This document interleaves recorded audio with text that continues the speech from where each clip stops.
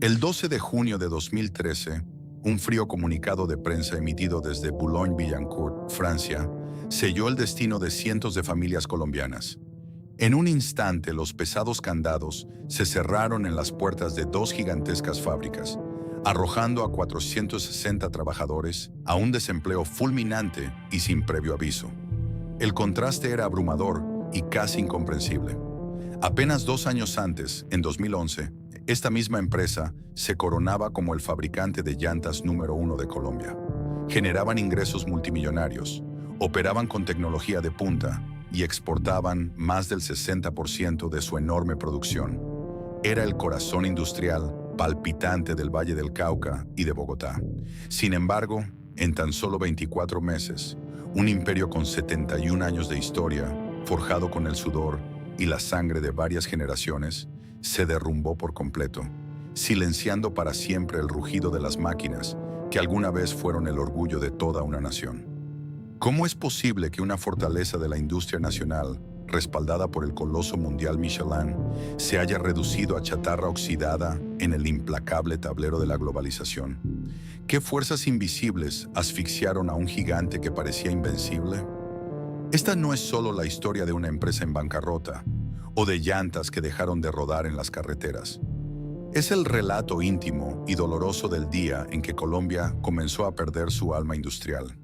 Acompáñanos a recorrer los pasillos abandonados de Icollantas Michelin, desde los años de gloria indomable hasta el eco desgarrador de su caída final. El año es 1942. El mundo entero arde bajo el fuego cruzado de la Segunda Guerra Mundial. Las potencias globales están enfrascadas en un conflicto devastador. Las rutas marítimas internacionales se encuentran patrulladas por submarinos y las cadenas de suministro que alguna vez sostuvieron la economía mundial han saltado por los aires. A miles de kilómetros de los campos de batalla europeos, Colombia, una nación pacífica y en vías de desarrollo, se enfrenta a su propia crisis existencial, una que amenaza con paralizarla por completo. La escasez crítica de caucho procesado y llantas. En aquella época, la infraestructura de transporte del país dependía casi de manera absoluta de las importaciones. Cada neumático que rodaba por las empinadas y accidentadas carreteras de los Andes colombianos provenía del extranjero. De repente, con las fábricas de Estados Unidos y Europa volcadas al esfuerzo bélico, los barcos mercantes dejaron de llegar a los puertos sudamericanos. La ecuación era brutalmente simple y aterradora. Sin llantas, los camiones de carga no podían moverse. Sin camiones, el café, el motor indiscutible de la economía nacional, se pudriría en las fincas. Los alimentos no llegarían a las ciudades y el país entero corría el riesgo de asfixiarse, aislado no por trincheras ni ejércitos invasores, sino por la imposibilidad física de moverse dentro de su propio territorio. Fue en medio de esta desesperación que el gobierno colombiano comprendió una verdad dolorosa pero necesaria. La dependencia absoluta es una sentencia de muerte. Había que actuar, y rápido. Bajo este clima de urgencia y supervivencia nacional, el Estado, a través del recién creado Instituto de Fomento Industrial, IFI, tomó una decisión audaz. Colombia no podía seguir esperando pasivamente la salvación desde el exterior. Tenían que fabricar sus propias llantas, tenían que dominar el caucho, pero la ambición requería un conocimiento técnico especializado del que el país carecía por completo. Fue entonces cuando los caminos de la necesidad colombiana y el interés estratégico estadounidense se cruzaron. La corporación B.F. Goodrich, un gigante del caucho norteamericano que buscaba asegurar aliados y expandir mercados en América Latina en tiempos de guerra, vio la oportunidad perfecta. En 1942, de esta inusual alianza entre el capital estatal colombiano del IFI y el músculo tecnológico de B.F. Goodrich, nació un proyecto que cambiaría para siempre la historia industrial del país. La industria colombiana de llantas, bautizada para la posteridad como Icollantas. El lugar elegido para plantar esta primera semilla industrial no fue producto del azar. Se seleccionó a Cali, en el fértil Valle del Cauca. La ciudad ofrecía una ventaja logística invaluable. Su relativa cercanía con el puerto de Buenaventura en el Pacífico, por donde tendría que entrar la maquinaria pesada, y su conexión estratégica con el interior montañoso del país. Sin embargo, construir una planta de manufactura de alta complejidad en los años 40 en Colombia era una auténtica odisea. Los primeros meses fueron una batalla constante contra lo imposible. Importar los pesados molinos mezcladores, las gigantescas calandrias y las enormes prensas vulcanizadoras en medio de un bloqueo naval global requería maniobras logísticas extraordinarias.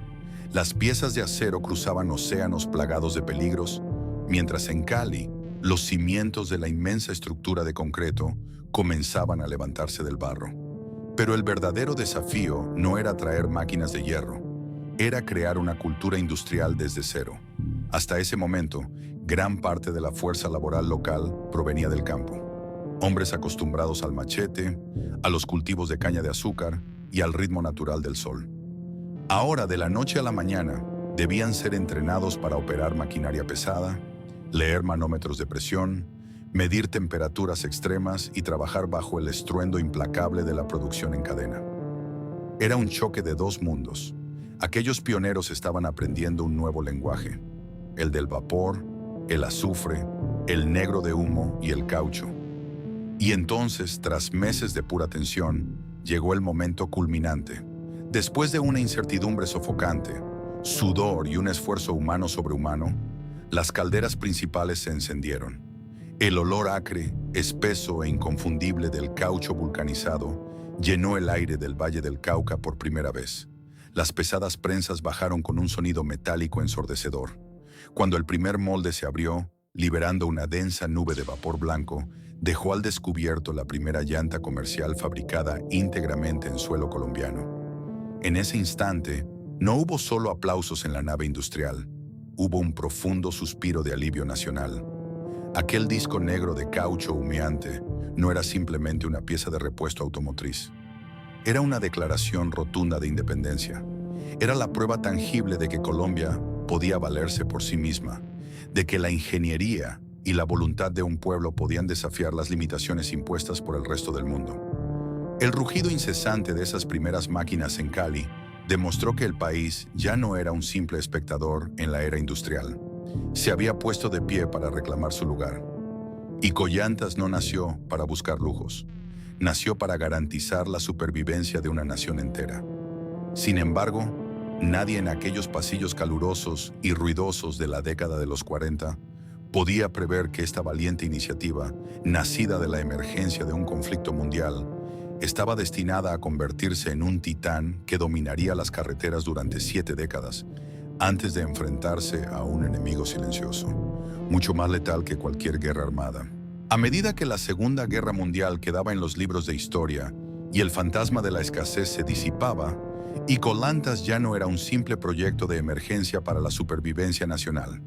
Se había transformado en un pilar inquebrantable del milagro económico colombiano. Durante las décadas de 1960 y 1970, Colombia experimentó un auge sin precedentes en la construcción de infraestructura vial y en la masificación del transporte motorizado. La planta fundacional de Cali, que alguna vez pareció un experimento industrial arriesgado en medio de campos de caña, ahora operaba a una capacidad febril. Sus calderas rugían día y noche, vomitando miles de neumáticos para satisfacer el apetito insaciable de un país que despertaba a la modernidad. Pero el Valle del Cauca pronto resultó insuficiente para contener las colosales ambiciones de la empresa. Para dominar verdaderamente el mercado nacional y reducir los costos logísticos, Collantas necesitaba expandir su huella hacia el corazón demográfico, político y comercial del país. Así se gestó la monumental construcción de una segunda planta de producción en Chusacá, ubicada en el municipio de Soacha, a las afueras de Bogotá. La edificación de este inmenso complejo no solo multiplicó drásticamente la capacidad de producción de la compañía, sino que la consolidó como el gigante industrial indiscutible de Colombia. Las altas chimeneas de Chusacá, escupiendo columnas de vapor hacia el cielo frío de la sabana, y el constante ir y venir de flotas de camiones cargados hasta el tope, se convirtieron en un símbolo del progreso económico. Para los años 80, Collantas había trascendido su rol corporativo para convertirse en una verdadera institución cultural.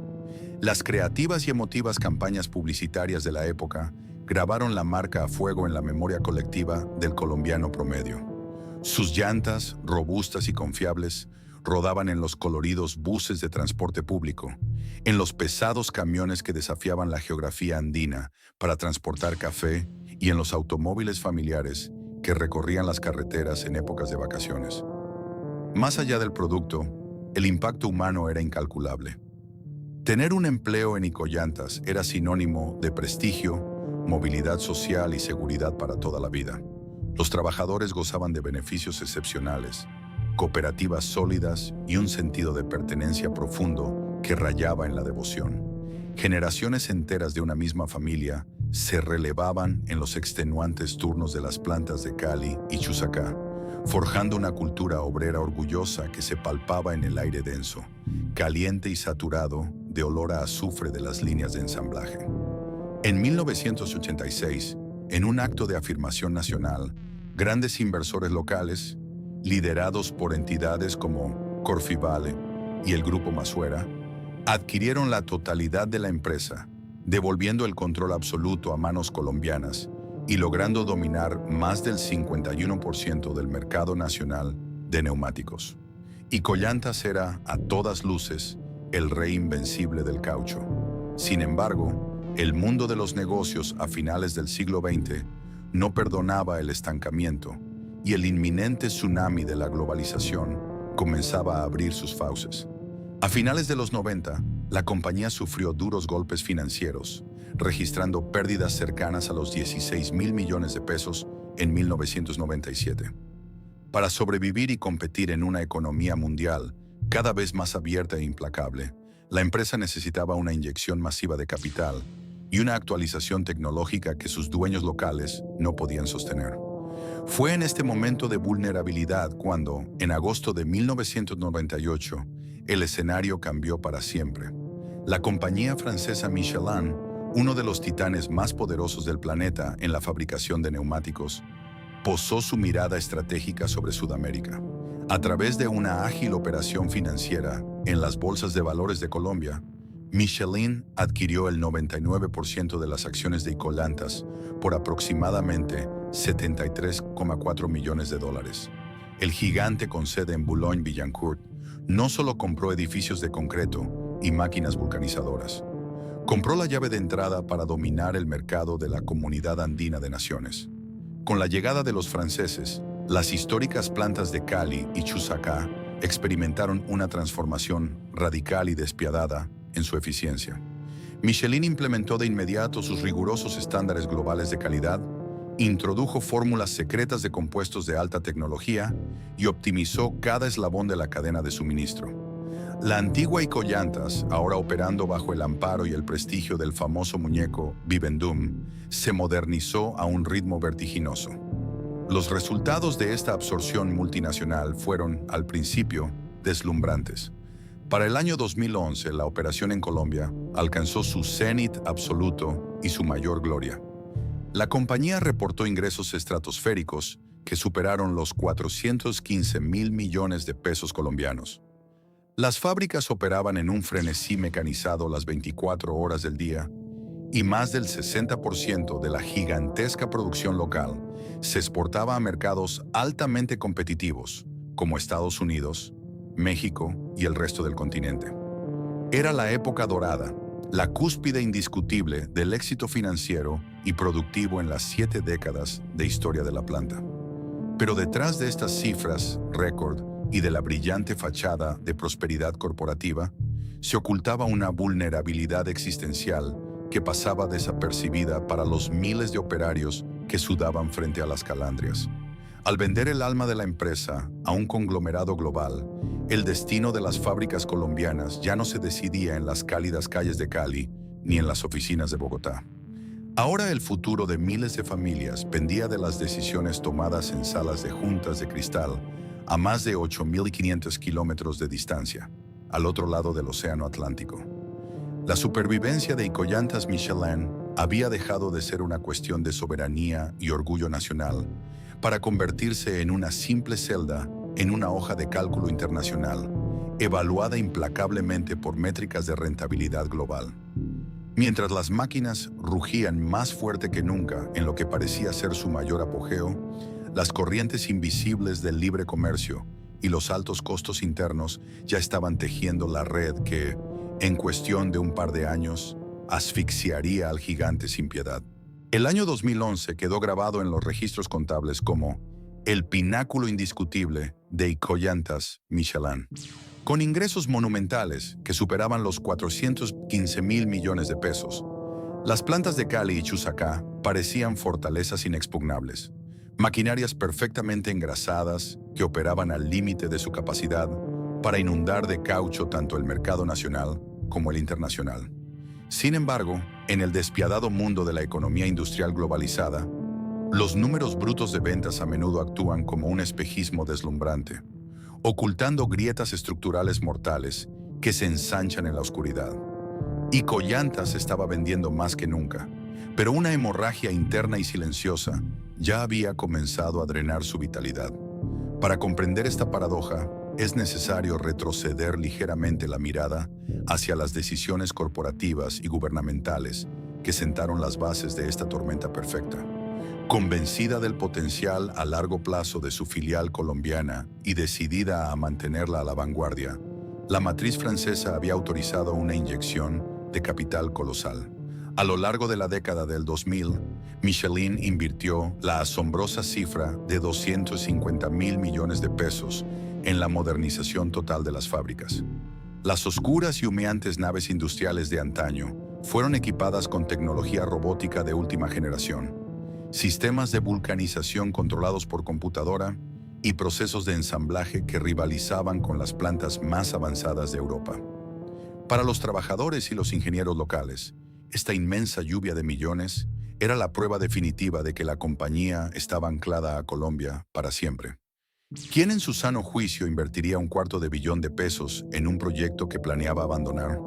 Pero mientras los ingenieros celebraban la precisión milimétrica de las nuevas calandrias en el interior de la fábrica, en el exterior, el entorno macroeconómico del país sufría una mutación drástica que alteraría las reglas del juego para siempre. El primer golpe letal y silencioso provino del propio Estado colombiano. En un esfuerzo agresivo por insertar la economía nacional en el flujo del comercio mundial y abaratar el costo de vida, el gobierno implementó en 2009 una profunda reforma arancelaria. De un plumazo en las oficinas de los ministerios en Bogotá, los aranceles a la importación de una vasta gama de productos industriales, incluidos los neumáticos, fueron reducidos drásticamente. Esta política de puertas abiertas, diseñada con las mejores intenciones de competitividad, tuvo el efecto de quitarle el escudo protector a la industria manufacturera nacional. Durante 7 décadas, Icoyantas había crecido al amparo de políticas proteccionistas que encarecían los productos extranjeros. De repente la fortaleza fue despojada de sus murallas. La apertura económica significaba que Icoyantas Michelin, a pesar de sus flamantes máquinas recién instaladas, ya no competiría únicamente contra las fábricas vecinas de Sudamérica, sino que tendría que enfrentarse cara a cara con las maquinarias industriales más grandes y agresivas de todo el planeta, y tendría que hacerlo desde una posición geográfica llena de desventajas estructurales. Aquí es donde la cruda realidad del infame costo país de Colombia comenzó a asfixiar la rentabilidad de cada llanta producida. Fabricar un neumático es en esencia un proceso intensivo en consumo de energía. Requiere calderas masivas, vapor a presión extrema y maquinaria pesada operando sin interrupción. En este rubro, Colombia presentaba una de las tarifas de energía eléctrica para uso industrial más costosas de toda la región. Cada hora que las fábricas de Cali y Chusacá operaban, la factura energética erosionaba silenciosamente los márgenes de ganancia, haciendo que el costo unitario de producción fuera intrínsecamente más alto que en otras latitudes. Pero el obstáculo más formidable no era la electricidad, sino la implacable y escarpada geografía colombiana, combinada con una infraestructura de transporte anquilosada. Exportar el 60% de su producción requería mover miles de toneladas de caucho desde los Andes hasta los puertos marítimos. Icollantas descubrió rápidamente una verdad económica espeluznante. Transportar un contenedor lleno de llantas desde la planta de Chusacá, en las afueras de Bogotá, a través de las tortuosas carreteras de montaña hasta el puerto de Buenaventura o Cartagena, resultaba ser más costoso, lento y arriesgado que enviar ese mismo contenedor en un buque carguero desde el otro lado del Océano Pacífico hasta Colombia. La deficiente infraestructura vial y los enormes costos de los fletes terrestres le colgaban un peso muerto invisible a cada llanta que salía por las puertas de la fábrica. Fue bajo esta asfixiante combinación de factores que el espejismo financiero de 2011 se desvaneció abruptamente. En 2012, un frío paralizante recorrió las espinas dorsales de los ejecutivos cuando revisaron los balances anuales. A pesar de tener la mejor maquinaria de su historia gracias a la inversión de 250.000 millones, a pesar de contar con una mano de obra altamente calificada y a pesar de la incuestionable calidad del producto, las ventas comenzaron a desplomarse de manera alarmante. Los números rojos empezaron a brotar en las hojas de cálculo como una plaga incontrolable. La tensión en los pasillos corporativos se volvió palpable. ¿Cómo era posible estar perdiendo dinero a un ritmo tan acelerado después de haber modernizado toda la línea de producción? La respuesta era una píldora demasiado amarga para tragar. Icollantas Michelin no estaba perdiendo porque sus llantas fueran defectuosas, ni porque sus trabajadores fueran ineficientes. Estaban perdiendo porque el ecosistema económico colombiano se había vuelto tóxico para la manufactura pesada. Habían construido la mejor fábrica posible en un entorno que, macroeconómicamente, ya no podía sostenerla. La gran paradoja del éxito se había consumado. Estaban produciendo las mejores llantas de su historia, exactamente en el momento en que fabricarlas en Colombia había dejado de tener sentido comercial. Y desde el horizonte, aprovechando las puertas abiertas de par en par, se avecinaba una tormenta que terminaría de arrasar con lo poco que quedaba. Mientras en los pasillos gubernamentales de Bogotá se celebraban con entusiasmo los nuevos tratados de libre comercio, como la entrada definitiva de Colombia a la modernidad global, en el occidente del país, las calderas de Icollantas comenzaban a sentir un frío paralizante.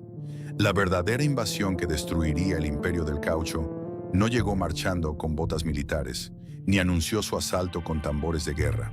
Llegó flotando de manera silenciosa, apilada en montañas multicolores sobre las cubiertas de los inmensos buques portacontenedores que atracaban día tras día y sin descanso en los muelles del puerto de Buenaventura. El mercado colombiano se vio repentinamente inundado por un tsunami de llantas provenientes del continente asiático, principalmente de China, Corea del Sur y la India. Estos fabricantes operaban bajo reglas completamente diferentes. Contaban con subsidios estatales agresivos en sus países de origen, economías de escala inalcanzables, costos laborales ínfimos y regulaciones ambientales mucho más laxas. El resultado en el punto de venta era devastador. Una llanta importada de Asia podía costar en un mostrador de Cali o Bogotá hasta un 30% o un 40% menos que una llanta producida por Icollantas Michelin en la fábrica de la misma ciudad. Para Icollantas, competir en esta guerra de precios era físicamente y matemáticamente imposible. Incluso si la compañía decidiera operar sin un solo peso de ganancia y vender sus neumáticos exactamente al costo de producción, el precio final seguiría siendo superior al de las alternativas asiáticas que desbordaban las estanterías del país. La empresa no estaba perdiendo porque sus productos fueran defectuosos o su calidad hubiera mermado. De hecho, las llantas Michelin fabricadas en Colombia seguían siendo superiores en durabilidad y seguridad.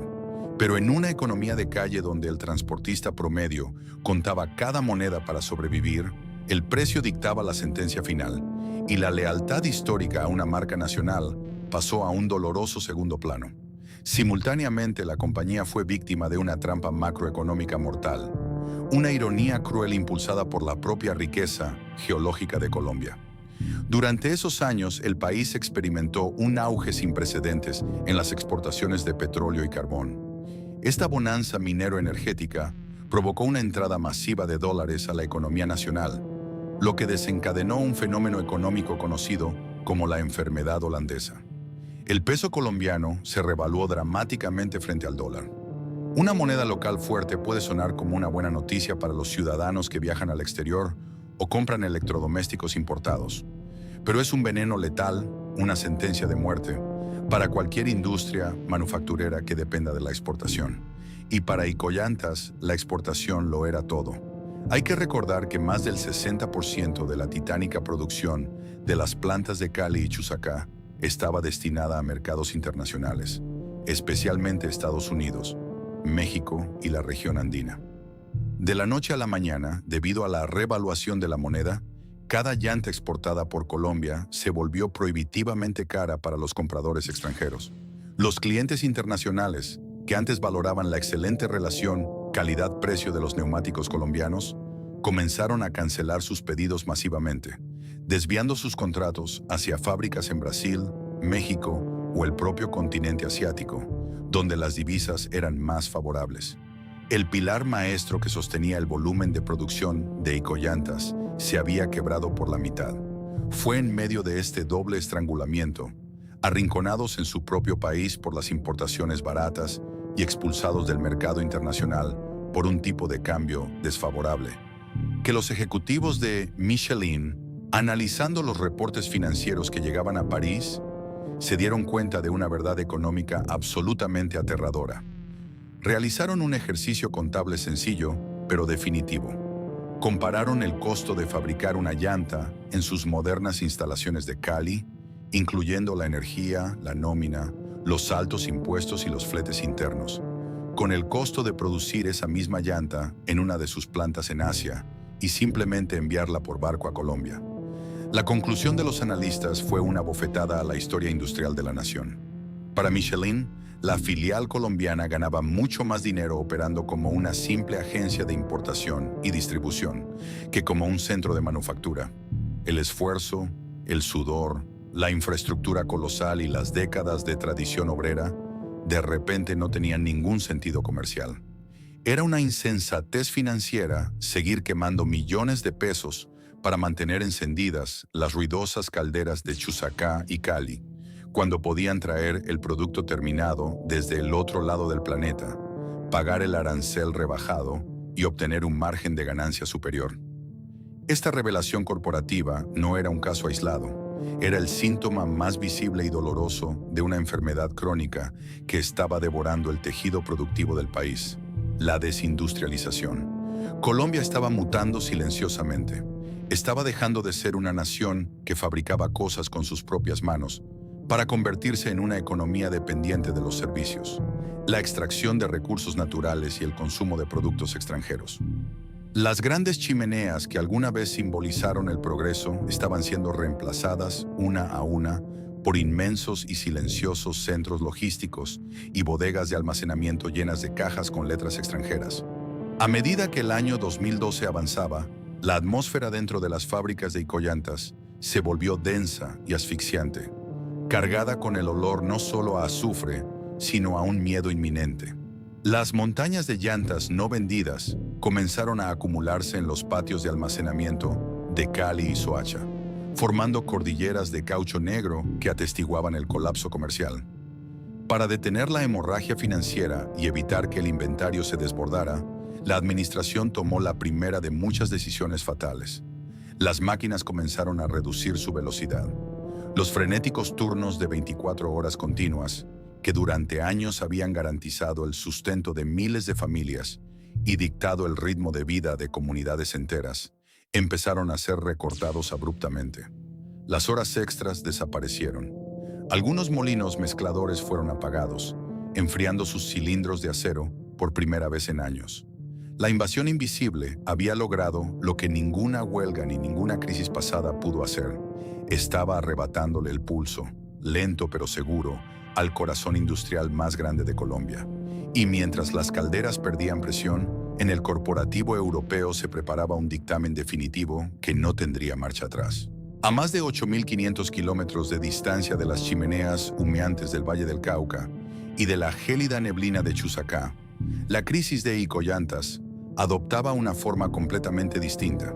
En los inmaculados e insonorizados pasillos de la sede global de Michelin en Boulogne-Billancourt, a orillas del río Sena en Francia, el drama humano de miles de obreros colombianos y el peso de 71 años de historia industrial se reducían a un lenguaje universal, aséptico y despiadado. Las celdas rojas en las hojas de cálculo financieras.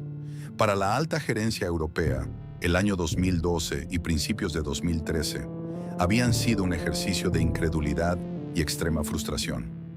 Los reportes financieros que llegaban desde Bogotá mes tras mes mostraban un deterioro tan rápido y pronunciado que desafiaba toda lógica interna. La filial colombiana, que apenas un par de años antes había sido coronada como una operación estrella, se estaba desangrando a un ritmo aterrador. Las pérdidas netas comenzaron a acumularse por miles de millones de pesos. La empresa en Colombia estaba quemando capital a una velocidad que encendió todas las alarmas en el cuartel general, exigiendo una intervención inmediata desde la cúpula del imperio del caucho. En las salas de juntas de cristal en París se desató un intenso debate, un dilema corporativo de proporciones monumentales que enfrentaba el orgullo institucional con la cruda realidad financiera. Por un lado estaba la innegable realidad de los costos hundidos. Michelin acababa de inyectar 250.000 millones de pesos en la modernización total de las plantas colombianas. Habían instalado tecnología robótica de punta, entrenado meticulosamente al personal local y establecido estándares de calidad de clase mundial. Abandonar esa infraestructura colosal apenas unos años después de haberla construido parecía, a primera vista, un fracaso administrativo vergonzoso y un desperdicio de recursos inconcebible. Icollantas no era una fábrica improvisada, era la joya de la corona andina, una base que, en teoría, debía garantizar el dominio de Sudamérica. Pero por otro lado, estaba la fría e implacable ortodoxia del capitalismo global. Los altos directivos y los analistas de riesgo, despojados de cualquier vínculo emocional con la herencia nacional de Icollantas, desmenuzaron los números con una precisión casi quirúrgica. Evaluaron de manera objetiva cada variable del mercado colombiano. La apertura arancelaria irrevocable que inundó el país de llantas asiáticas baratas. La revaluación crónica del peso frente al dólar que destruyó la rentabilidad de las exportaciones. Los fletes terrestres que rozaban lo absurdo por la falta de vías adecuadas y los altísimos e inflexibles costos de la energía eléctrica industrial. La conclusión a la que llegaron fue desoladora, pero irrefutable desde el punto de vista de los negocios. Los factores que estaban asfixiando a Icollantas no eran problemas internos de gestión, ineficiencia obrera o defectos de calidad que pudieran corregirse con más inversión o mejores gerentes. Eran de hecho fallas tectónicas en la estructura macroeconómica de toda una nación.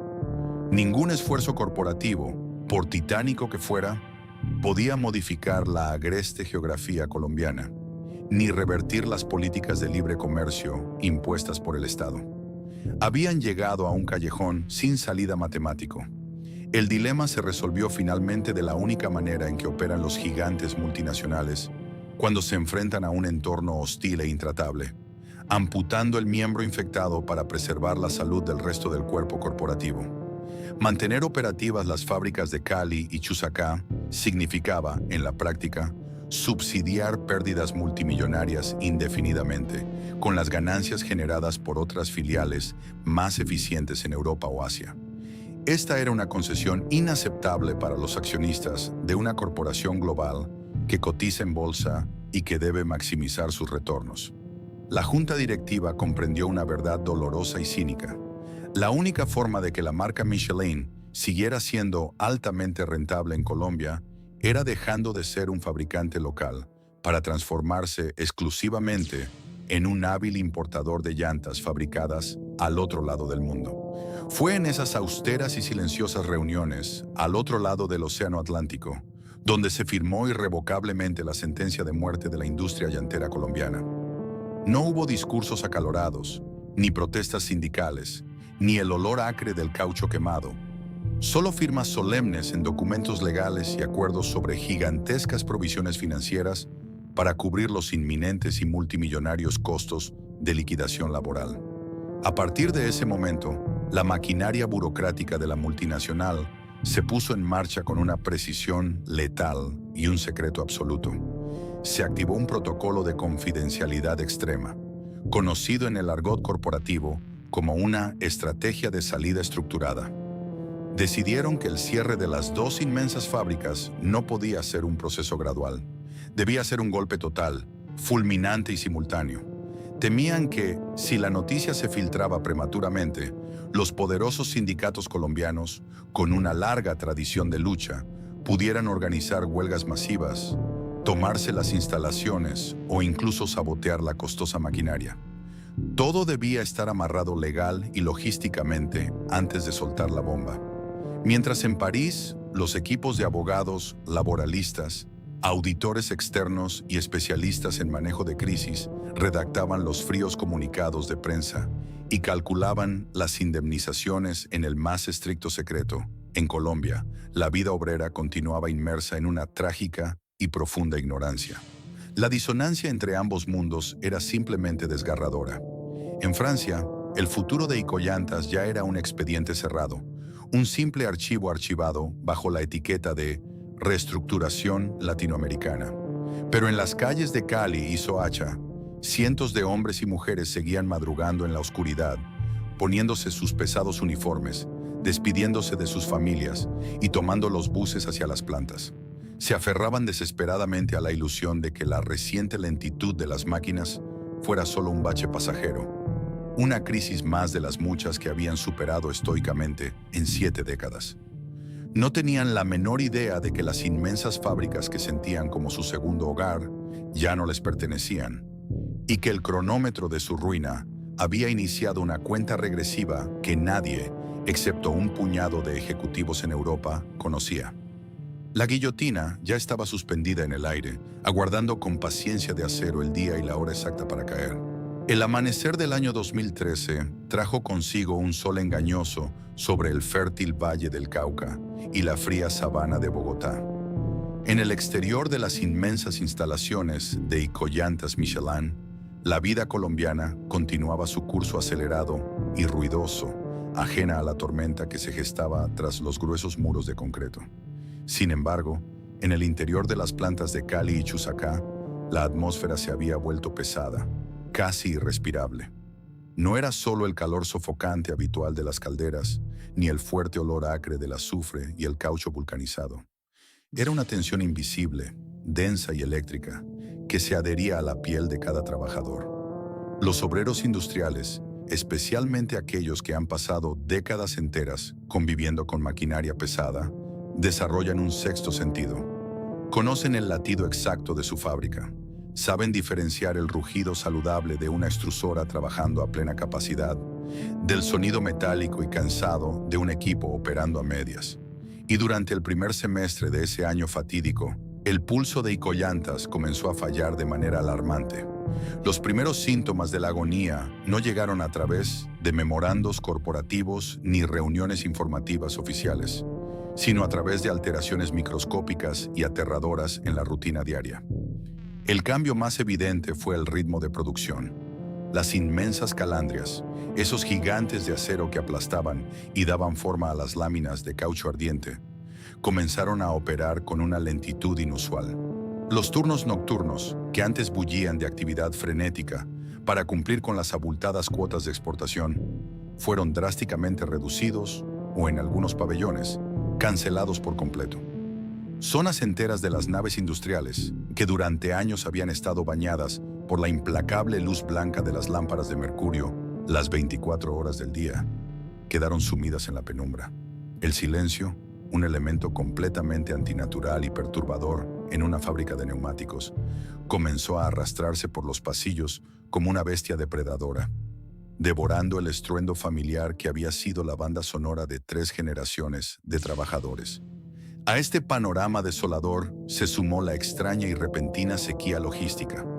Los gigantescos camiones que solían llegar diariamente, cargados de negro de humo, alambres de acero de alta resistencia y toneladas de caucho natural y sintético, empezaron a espaciar sus visitas hasta volverse una rareza. Los inmensos silos y las bodegas de almacenamiento de materias primas que normalmente estaban a rebosar para garantizar el flujo ininterrumpido de la producción, comenzaron a mostrar grandes espacios vacíos que resonaban con un eco fantasmal. Por el contrario, en los patios traseros de las instalaciones, las montañas de llantas terminadas se apilaban sin control, acumulando polvo bajo el sol inclemente o la lluvia fría, esperando compradores internacionales que ya nunca llegarían. Era la imagen viva de un infarto corporativo. La sangre fresca dejaba de entrar y el producto final se estancaba sin salida. En los húmedos vestidores, en las estrechas cafeterías durante los breves minutos de descanso y en los paraderos de autobuses al final de las extenuantes jornadas, el miedo comenzó a tomar forma a través de susurros. Los rumores, alimentados por la total falta de comunicación de la gerencia, se propagaban como un incendio forestal en época de sequía. Los veteranos, hombres curtidos con 20 o 30 años de antigüedad que habían sobrevivido a crisis económicas, huelgas nacionales y recesiones, se miraban a los ojos con una inquietud profunda que no podían disimular. «Están dejando morir las máquinas», murmuraban algunos mientras se lavaban las manos manchadas de negro. «Nos van a vender a los asiáticos», especulaban otros. El sindicato Sintra-Incampla, históricamente fuerte, organizado y combativo, intentaba desesperadamente obtener respuestas. Los líderes sindicales exigían reuniones urgentes con los gerentes de planta, enviaban derechos de petición y buscaban cualquier documento financiero que pudiera arrojar luz sobre el verdadero destino de sus afiliados. Pero las puertas de las oficinas administrativas permanecían herméticamente cerradas. Las únicas respuestas que recibían eran evasivas corporativas, frías y calculadas, frases vacías sobre ajustes temporales de inventario y optimización estratégica de recursos. La gerencia en Colombia no hablaba con franqueza, simplemente porque las verdaderas decisiones ya se habían tomado a miles de kilómetros de distancia en Francia, y la orden tajante era mantener una opacidad absoluta hasta el último segundo. El impacto psicológico de esta lenta e incierta tortura fue devastador. Hombres de familia, orgullosos pilares de sus hogares, que pagaban hipotecas, alimentos y colegios con el sudor derramado frente a las prensas de curado, comenzaron a perder el sueño. La incertidumbre es un veneno corrosivo que destruye la moral obrera mucho más rápido que un despido directo. Llegar al trabajo cada madrugada se había convertido en un acto que mezclaba la fe con el terror. Fichar la tarjeta en el reloj de entrada ya no era la cálida confirmación del sustento seguro, sino un mero suspiro de alivio temporal. Hoy todavía tengo trabajo. Mañana nadie lo sabe. La lealtad incondicional que aquellos empleados sentían por Icollantas se transformó en un sentimiento ahogado de abandono. Se sentían atrapados en las entrañas de un inmenso buque que se hundía irremediablemente, intuyendo que los capitanes ya habían asegurado sus propios botes salvavidas. Y así, arrastrando una agonía silenciosa, el calendario avanzó implacablemente hasta llegar a la segunda semana de junio. El martes 11 de junio de 2013 transcurrió como otro día más marcado por la zozobra y la maquinaria operando a media marcha. Cuando el sol se ocultó y el último turno de la noche tomó sus posiciones frente a los hornos, nadie presagió la magnitud histórica de la tragedia que estaba a escasas horas de desencadenarse. Operaron las pesadas prensas, vulcanizaron los últimos neumáticos de la línea y limpiaron celosamente sus estaciones de trabajo con la misma dedicación inquebrantable de siempre. A las altas horas de la madrugada, cuando la dura jornada finalizó, los obreros se ducharon con prisa para quitarse el hollín de la piel, se pusieron su ropa de calle y guardaron sus pesados uniformes de dotación y sus gruesas botas de seguridad en las taquillas metálicas. Cerraron los candados de sus casilleros con un seco clic metálico, sin imaginar por un solo instante que ese sonido cotidiano sería el punto final definitivo de 7 décadas de historia industrial. Salieron por las grandes puertas hacia la oscuridad y el frío de la madrugada, despidiéndose de sus compañeros con un rutinario «Nos vemos mañana». No sabían que la impecable y despiadada maquinaria corporativa ya había dictado su sentencia, y que para ellos, en Icollantas Michelin, ese mañana acababa de dejar de existir. El miércoles 12 de junio de 2013 amaneció como cualquier otro día en el calendario industrial de Colombia. En el Valle del Cauca, la brisa cálida mecía los cultivos de caña mientras el sol despuntaba. En la sabana de Bogotá, una densa y gélida neblina abrazaba las carreteras que conducían al municipio de Soacha. Cientos de trabajadores, hombres en su mayoría, despertaron en la oscuridad, tomaron su café caliente a toda prisa, se despidieron de sus esposas e hijos aún dormidos y abordaron los autobuses de transporte público rumbo a las plantas de Icoyantas Michelin. En sus mochilas llevaban el almuerzo del día y en sus mentes la rutina de siempre. Cumplir el turno, alcanzar las cuotas, sudar frente a los hornos y llevar el sustento a casa. Sin embargo, al descender de los vehículos y caminar hacia las inmensas entradas principales de Cali y Chusacá, una imagen surrealista y aterradora paralizó en seco a la multitud. Las pesadas puertas metálicas, que durante más de 70 años habían estado abiertas de par en par, recibiendo y despidiendo a generaciones enteras de familias obreras en un flujo ininterrumpido de 3 turnos diarios, estaban cerradas.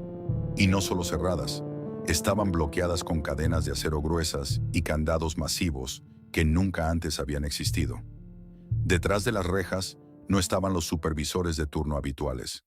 En su lugar, había un despliegue inusual e intimidante de guardias de seguridad privada, con los rostros tensos e inexpresivos, formando una barrera humana.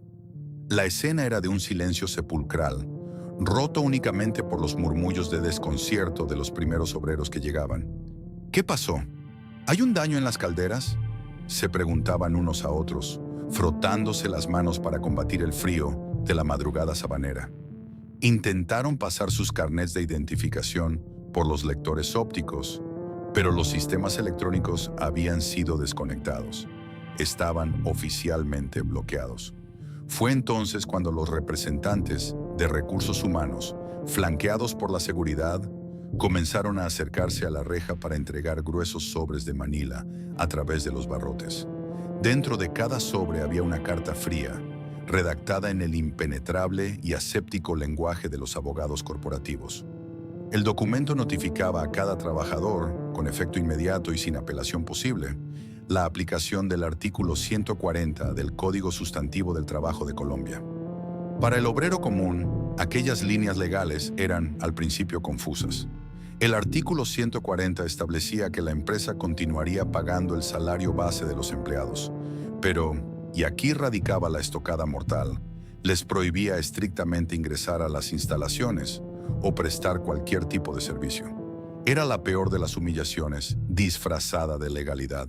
En términos prácticos, la empresa les estaba diciendo: no los estamos despidiendo hoy para evitar una huelga legal y les pagaremos para que se queden en casa, pero no los queremos aquí. Nunca más volverán a tocar una máquina. El diseño de esta operación había sido maestro, una verdadera emboscada corporativa calculada al milímetro desde París.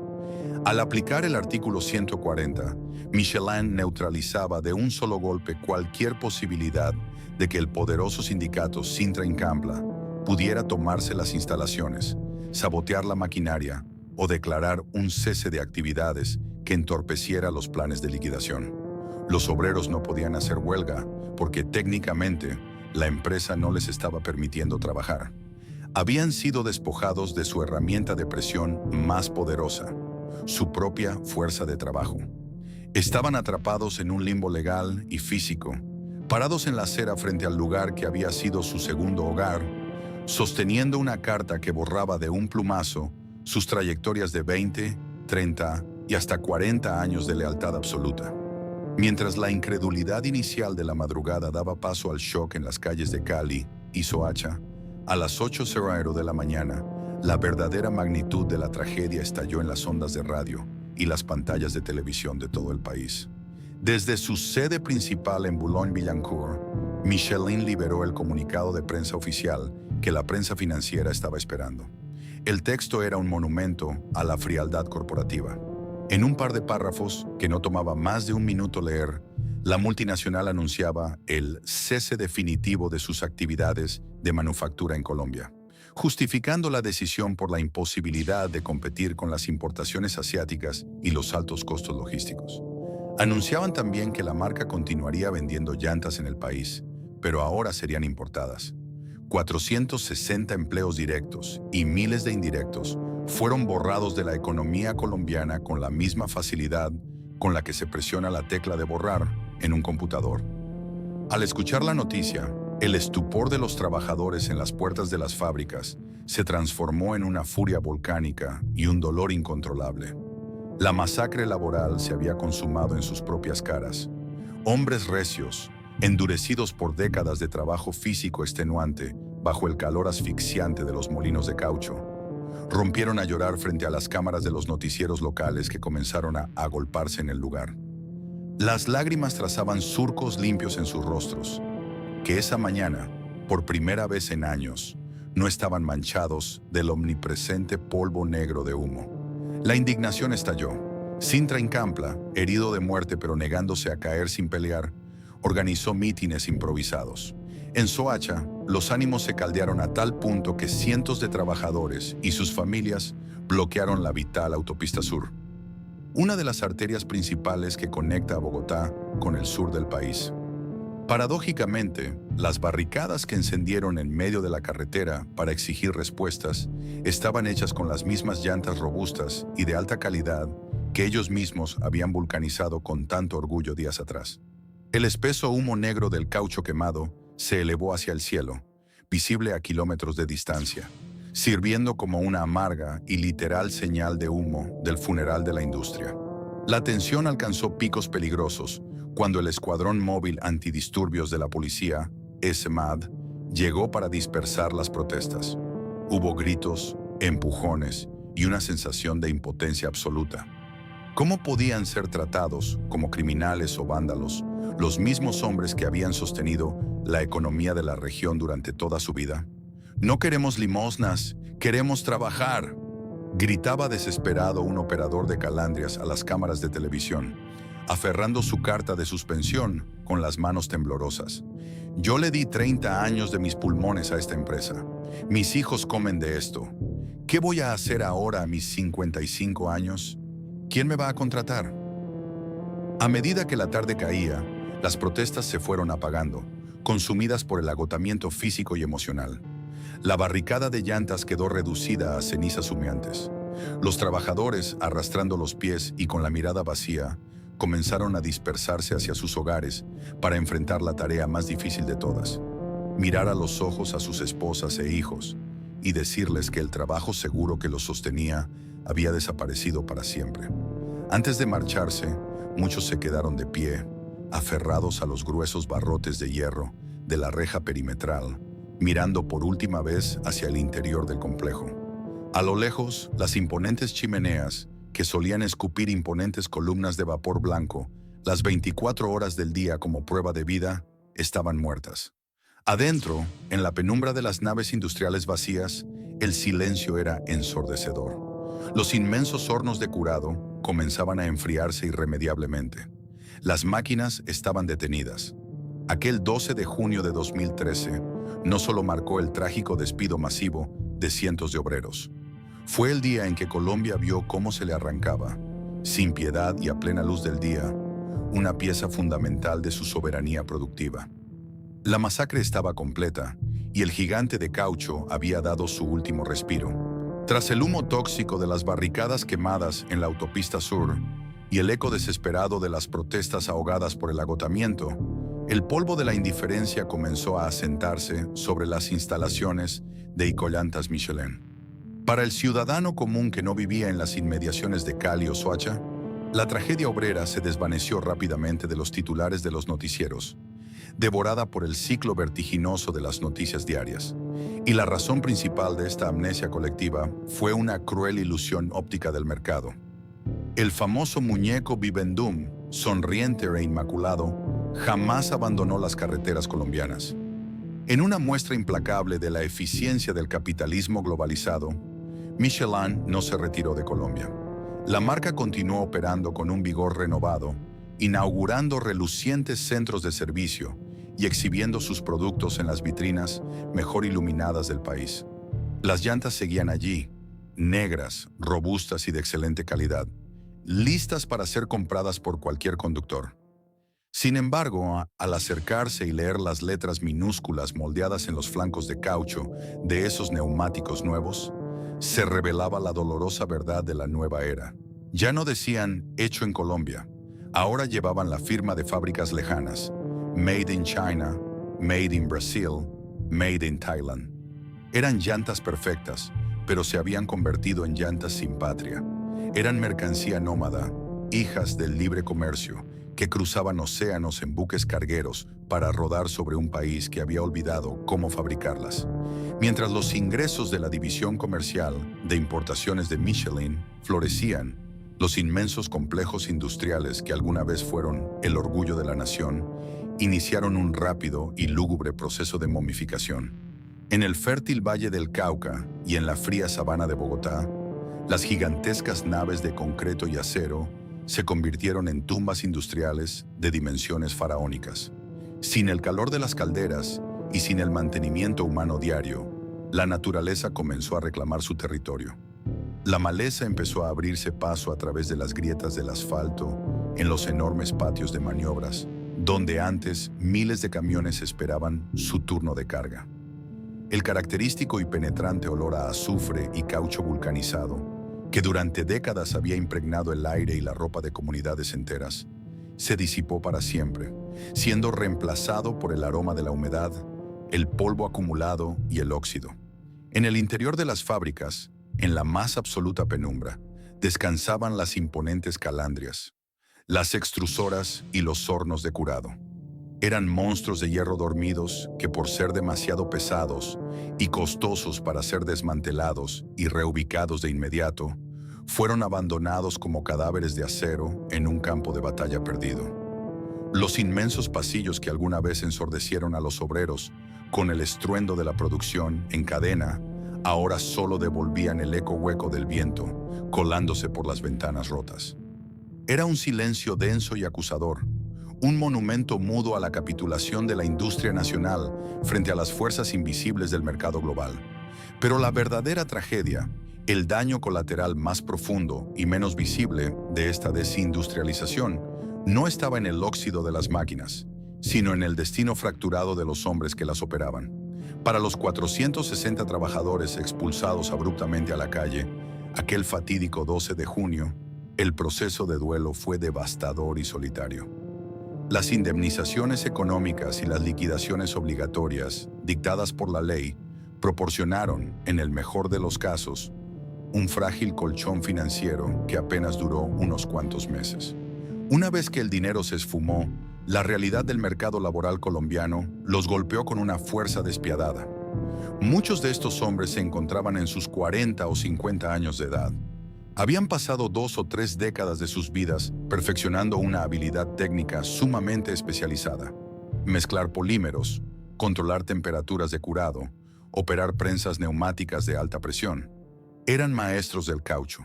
Sin embargo, fuera de los muros de Icollantas, en un país que sistemáticamente cerraba sus fábricas para abrir centros comerciales, ese conocimiento enciclopédico no valía absolutamente nada. Se enfrentaron al peor de los limbos demográficos y profesionales. Eran considerados demasiado viejos y caros para ser contratados por las pocas empresas manufactureras que quedaban, pero eran demasiado jóvenes para acceder a una pensión de jubilación que les garantizara una vejez digna. Despojados de su identidad obrera, de sus uniformes y del respeto que infundía su oficio, la gran mayoría se vio forzada a descender a las profundidades de la economía informal para sobrevivir. Hombres que antes operaban maquinaria computarizada de última generación, valorada en millones de dólares, terminaron conduciendo taxis en turnos nocturnos de 15 horas, abriendo pequeñas tiendas de abarrotes en los garajes de sus casas o vendiendo comida en las esquinas para pagar las matrículas universitarias de sus hijos. El desperdicio de capital humano fue incalculable. Con cada obrero que se reinventaba como vendedor ambulante, Colombia perdía una fracción irrecuperable de su memoria técnica. La caída de Icollantas Michelin no fue un evento aislado. Fue el preludio ensordecedor de una epidemia silenciosa conocida como desindustrialización. Detrás del cierre de estas plantas vinieron otras, arrastradas por las mismas aguas letales de la revaluación del peso, los tratados de libre comercio desiguales y la asfixiante falta de infraestructura estatal. El país comenzó a cambiar su ADN productivo, conformándose peligrosamente con ser un exportador de materias primas no renovables y un importador masivo de bienes manufacturados. Hoy, al pasar por las carreteras cercanas a lo que queda de las instalaciones en Cali y Chusacá, las estructuras desgastadas de Icollantas se alzan como un recordatorio melancólico y gigantesco. Son esqueletos de concreto que nos susurran una advertencia incómoda. Nos recuerdan que hubo una época en que Colombia soñaba con ser grande, fabricando con sus propias manos. Un tiempo en que las chimeneas echaban humo y el caucho nacional dominaba las carreteras de un continente. Una época que, al igual que los ecos en los pabellones abandonados, se ha desvanecido en el aire, dejando tras de sí únicamente llantas que ruedan sin saber de dónde vienen, en un país que de repente olvidó hacia dónde se dirige. La historia de Icollantas Michelin es mucho más que el frío relato financiero de una corporación multinacional que decidió cerrar sus puertas en busca de mayores márgenes de ganancia. Es, en el fondo, un espejo incómodo en el que se refleja una de las grandes y dolorosas paradojas de nuestro tiempo: la fragilidad oculta de la globalización. Cuando una nación acepta pasivamente que es más rentable importar lo básico en lugar de fabricarlo con sus propias manos, no solo está perdiendo empleos directos, está cediendo silenciosamente su autonomía, borrando décadas de memoria técnica y fracturando la dignidad de su clase trabajadora. Las inmensas fábricas vacías que hoy languidecen bajo el sol, en Cali y en la niebla de Chusacá, permanecen allí como monumentos melancólicos. Nos enseñan una lección implacable. La verdadera riqueza y estabilidad de un país no se miden únicamente por la fortaleza de su moneda frente al dólar, ni por la abundancia de bienes asiáticos baratos en los mostradores, sino por su capacidad real para sostener a su gente a través del trabajo productivo y digno. Los miles de hombres y mujeres que dejaron sus pulmones y su juventud en esas calderas no fracasaron. Fue un ecosistema económico implacable el que decidió que su esfuerzo ya no tenía valor en una hoja de cálculo internacional. Hoy, mientras rodamos por nuestras autopistas, apoyados en llantas que han viajado miles de kilómetros desde continentes lejanos, vale la pena detenernos a pensar: ¿cuál es el verdadero precio humano de lo barato? ¿Qué otras industrias vitales estamos dispuestos a sacrificar en el altar del libre mercado? Si esta historia sobre el auge y la caída de nuestro gigante del caucho te ha hecho reflexionar, te invito a suscribirte al canal y a dejar tu opinión en la caja de comentarios. ¿Conoces alguna otra fábrica emblemática en tu región que haya sido devorada por este mismo fenómeno? Cuéntanos tu historia, porque recordar es el primer paso para no volver a perder lo nuestro. Gracias por acompañarnos y nos vemos en el próximo documental.